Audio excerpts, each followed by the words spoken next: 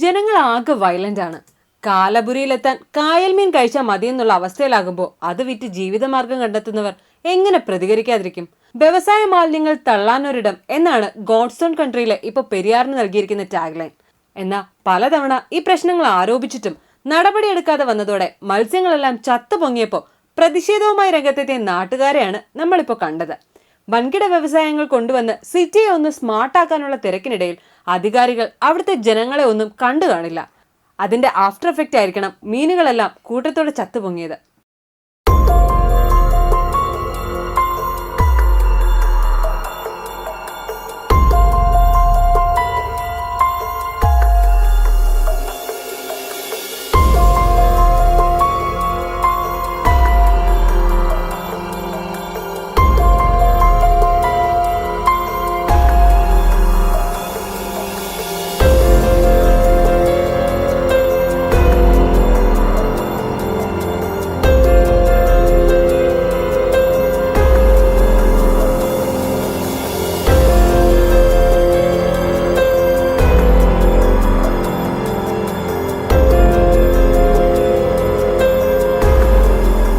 ലക്ഷങ്ങളുടെ നഷ്ടമുണ്ടായ മത്സ്യ കർഷകർ അവിടെ പ്രതിഷേധവുമായി എത്തിയപ്പോൾ പരസ്പരം പഴിചാരി രക്ഷപ്പെടുന്ന വിവിധ സർക്കാർ വകുപ്പുകളാണ് കാണാൻ കഴിഞ്ഞത്.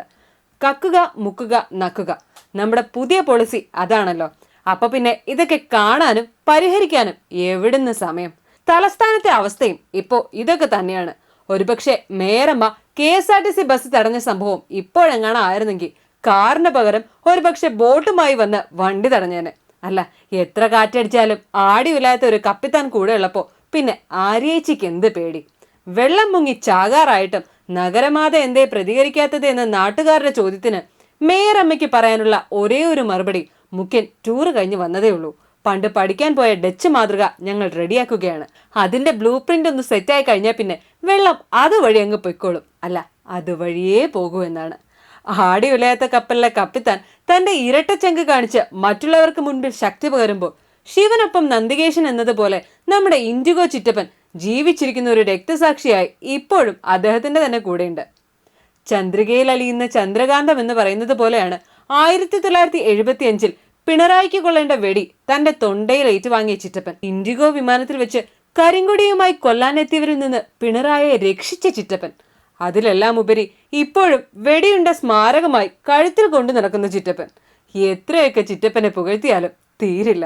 എന്നാ ശോഭാ സുരേന്ദ്രനൊപ്പം BJPയിൽ ചേരാൻ ഒരു ചായ്വുണ്ടെന്നൊരു സംശയം ചിറ്റപ്പന് മേൽ വീണപ്പോഴേക്കും പാപിക്കൊപ്പം ചേർന്ന് പാപിയായെന്ന് പറഞ്ഞ് പിണറായി വരെ കൈയൊഴിഞ്ഞിരുന്നു.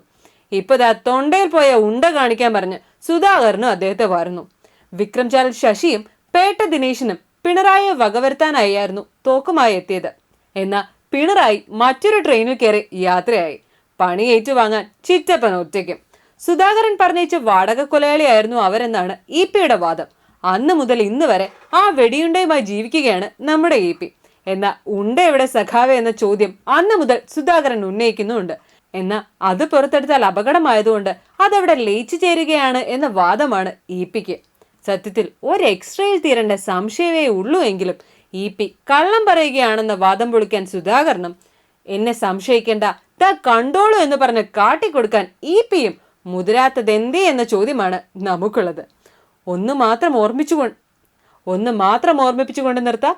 കണ്ടിട്ടും കണ്ണടയ്ക്കാൻ വാ പൂട്ടി മിണ്ടാതിരിക്കാൻ പൊതുജനം കഴുതയല്ല സർ.